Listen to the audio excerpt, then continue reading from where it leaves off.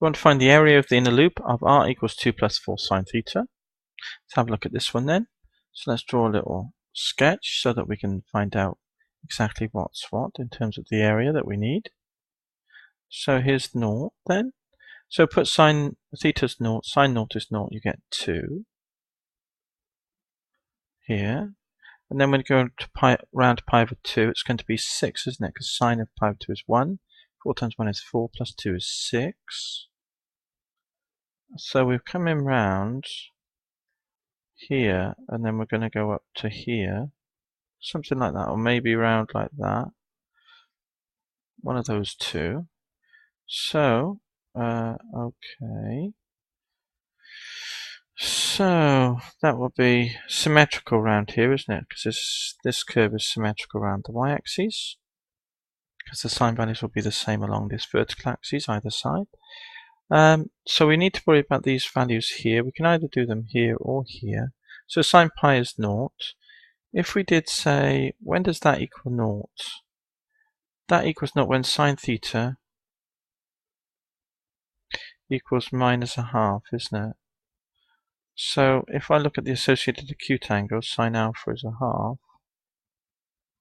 we get alpha is equal to 30. So there's 30 then. It's negative. Sine is negative here and here. So there's your 30 degrees. So that's when this value will equal naught. When we're round at this angle here, this is pi. Add on a pi over 6, you get 7 pi over 6. And that's when this curve comes round to 0. Just like so. So it goes like that. And the same happens this side. You get the same angle here. This is pi over 6. So then it turns negative, so it swings round, and it's going to come up around here, and it's all going to be negative here from after this, in this region here. So when theta is equal to 3 pi over 2, which is here, the sine is minus 1, you're going to get minus 2. Which is, I've not drawn it to scale, which is like so. So this area here then is half the inner loop. So all we need to do is work out the area from here round to here for these segmented areas here. So let's do that then, and it's twice of that, isn't it? So here, the area then is equal to a half integral of r squared d theta. And we've just worked out that we need to go from 7 pi over 6 round to 3 pi over 2.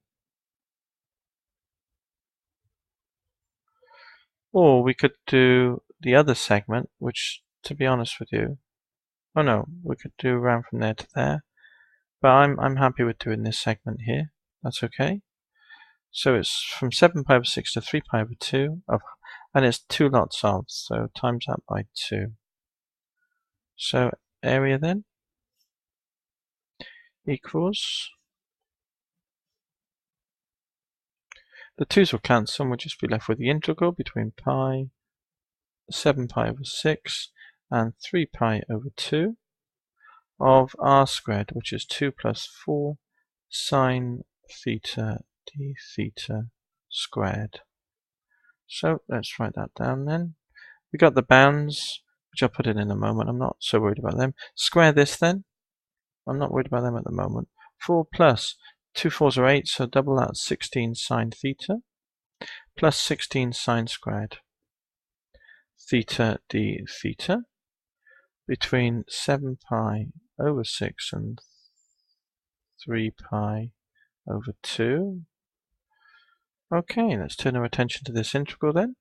So that's equal to 4 plus 16 sine theta plus, now the sine squared, so let's leave 2 of the sine squared in, and I can write 8, and then replace the 2 sine squared by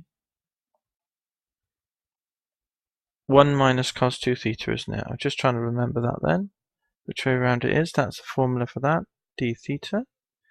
So we end up with then integral of 12, because the 8 comes here to be with the 4 to make 12, 16 sine theta plus, or minus rather, 8 cos 2 theta. And then we integrate this between the bounds 7 pi over 6, like we said above, and 3 pi over 2, which I'll put in here. So that's equal to then.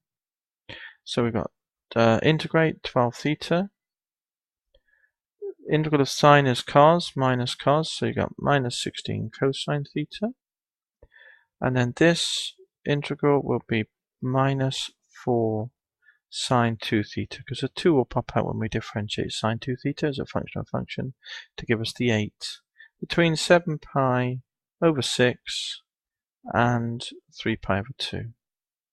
So we need to tap that in a calculator and work that out. So let's do that then. So I'm going to write it long-windedly. Delete. I'm going to get the top value and then the bottom value. So the top value first then. So let's write this out. It's 12 times, and then it's bracket 3 pi over 2. 3 times shift pi divided by 2, close bracket. That's the first term there. Minus 16 cos 3 pi over 2.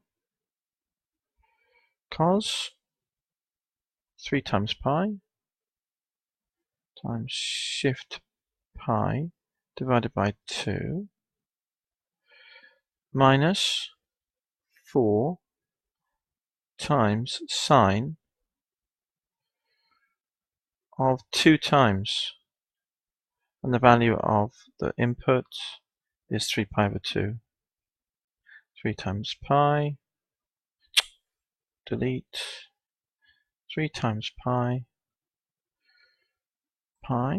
divided by 2, close bracket.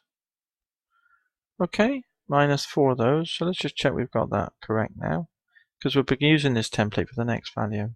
Let's just run it through to be we're all happy with this. So we've got 12 lots of 3 pi over 2, minus 16 cos of 3 pi over 2, minus 4 sine 2 lots of 3 pi over 2 equals 18 pi. So let's put that down there. Take away the bottom value, so that's top value. Take away the bottom value. Now the bottom value we put 7 pi over 6. So we just go back to the calculator then. Whenever we see a 3 pi over 2, we just need to change it to 7 pi over 6. So delete that and put a 7. Delete this and put a 6. There'll be 3 changes to make. The 3, we change it to 7.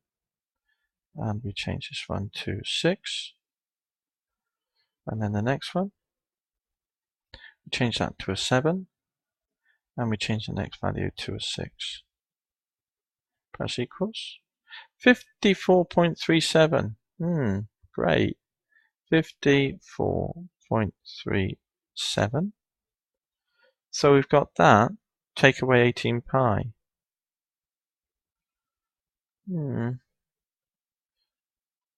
Minus 18 times pi. So I've done it in reverse. Minus 2.17. So the answer will be 2.17 units squared. So it's a positive value. It's very small in terms of its area for the sketch. There we are. That's the answer.